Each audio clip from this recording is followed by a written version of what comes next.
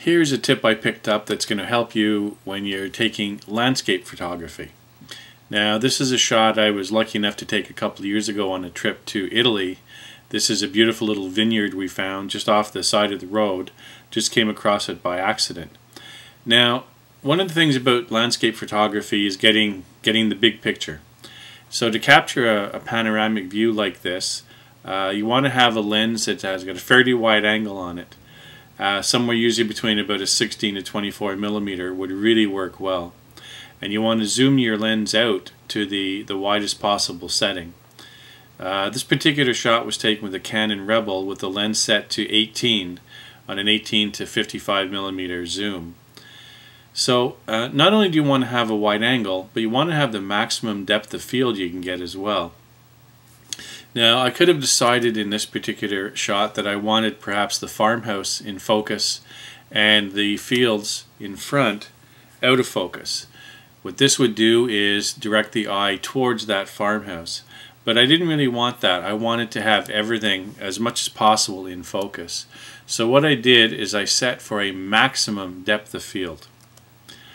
And the way I did that was I had the camera on a tripod, and I set my lens opening for f/22, which is the smallest opening you can have on this particular lens.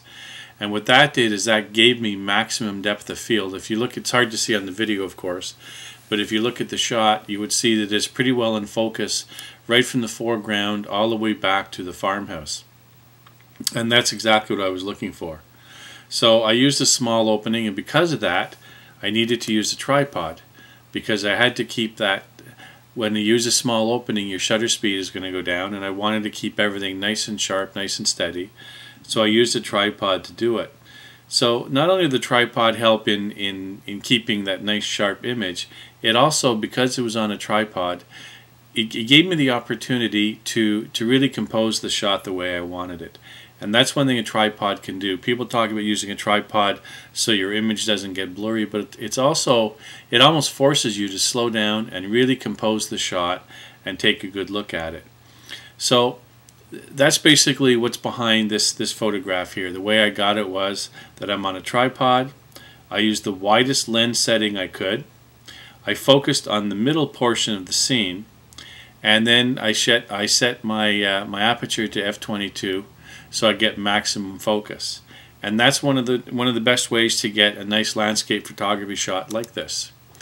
If you're looking for more information, you can find it at my video site at www.photographyhelp.com. So, happy shooting!